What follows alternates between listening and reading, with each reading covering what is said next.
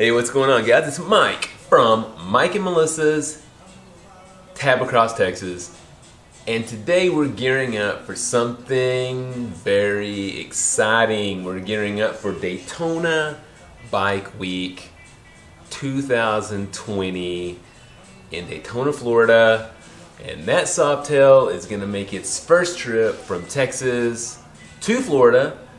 It's been from Texas to Los Angeles, it's been from Texas to South Dakota and Sturgis, and now it's going to make its way all the way to the East Coast and hopefully all the way down to Key West, Florida. And I want to take you guys along with me. But before we can get started, we have to take a look at what we need. Now, when it comes to motorcycle riding, I know at one time I would pack as much stuff onto that bike as I possibly could. It would be stacked up twice as high as me and becoming just a mess, of a balanced mess that would, So, I've changed. I'm trying to become more of a minimalist when it comes to packing. So, it does have saddlebags on it, small saddlebags.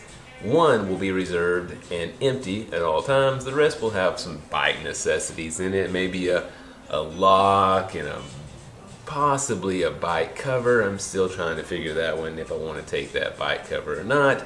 But we're going to take one bag with that bike with everything that we need. And let's take a look at the bag. Very biker, very awesome. A very green North Face, waterproof, big bag is our bag of choice. Now we will be camping when we get to Daytona, so we have to make sure that we have enough camping gear to make the event practical. We don't want to just go with a tarp. I don't want to just put a tarp on top of the bike and sleep with the bike in the wet, because as you know, Daytona is liable to rain at some point. So let's start with the accommodations once we get there. I will be taking a tent. It's an REI tent. I won't bore you with what it looks like, but I can stuff it into a helmet bag, and it is about the size of a helmet. So this is a necessity. I'm going to be taking a tent with a rainfly with me to Daytona.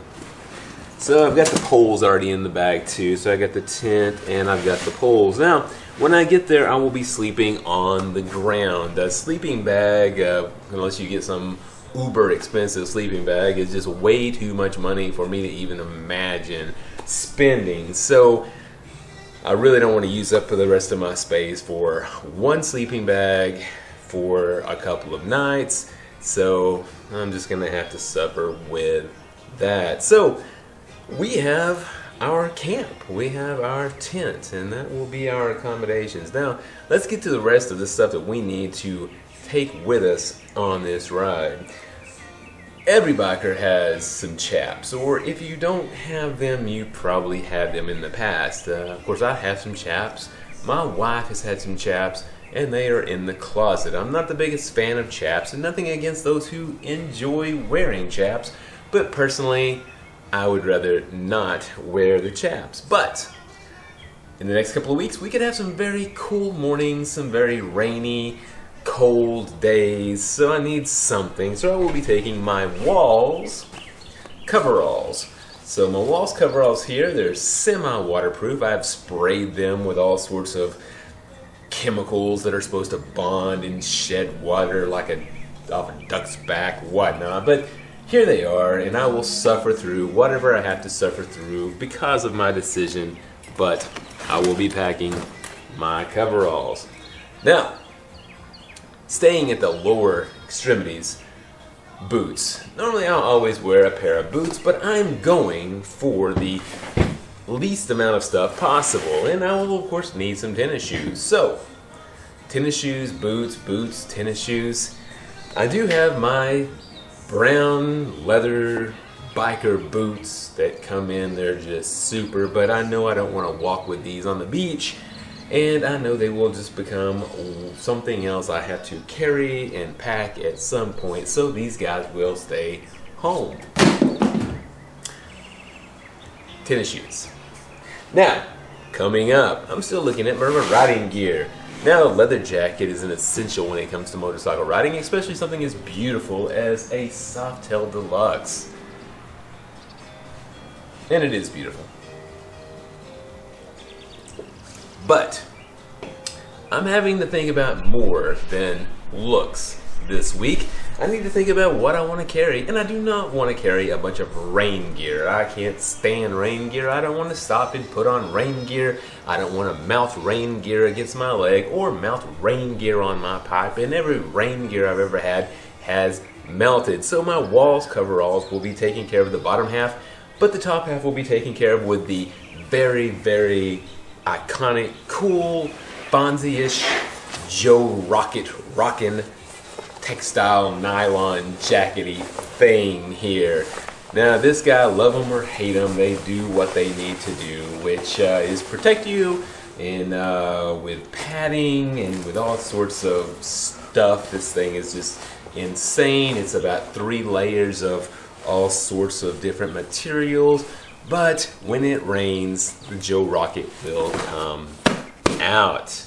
So that's my riding gear except for the top half, and let's get to that.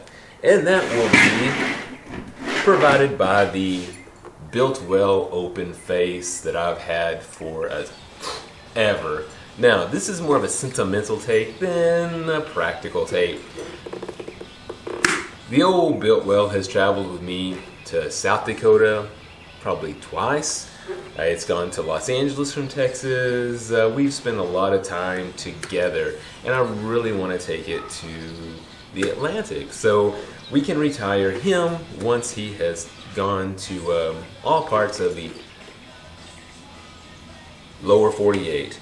So that will be, I'm not going to call it head protection, I'm going to call it just, I don't know, sentimental. Now, that's the riding gear. A couple other things that I'll be taking with me. I love the Softail, but I don't always love the seat. Of course, you have no telling what, 500 degrees of heat coming off of those heads, and it comes right up through the seat. So I have done what many of you probably have done, is I bought these wonderful little gel seats with furry tops that slide around, and you're trying to fix them as you go down the road. So he will be staying at home. Back to some riding gear. Fingerless gloves. I will probably regret this, but bandana. And the last thing that I need to take is, of course, my camera bag. I have not invested in any type of fancy iPhone, and I still have this big monstrous camera, the big monstrous microphone, and the assorted accessories that go along with this monstrosity. And I know that it can all be done with a brand new iPhone, but this will have to be taken along with me as well. So I'm going to have to try to find a way to get that into this bag. So once again, we got about a week until we head out to Daytona from Texas. I'm really looking forward to it. I'm going to videotape as much as I can. I'm going to write about it as much as I can. And we're going to try to take this Softail all the way to Key West, Florida. So hopefully you can join me on this adventure welcoming spring 2020. So once again, it's been Mike and Melissa's Tab Across Texas, and have a wonderful day.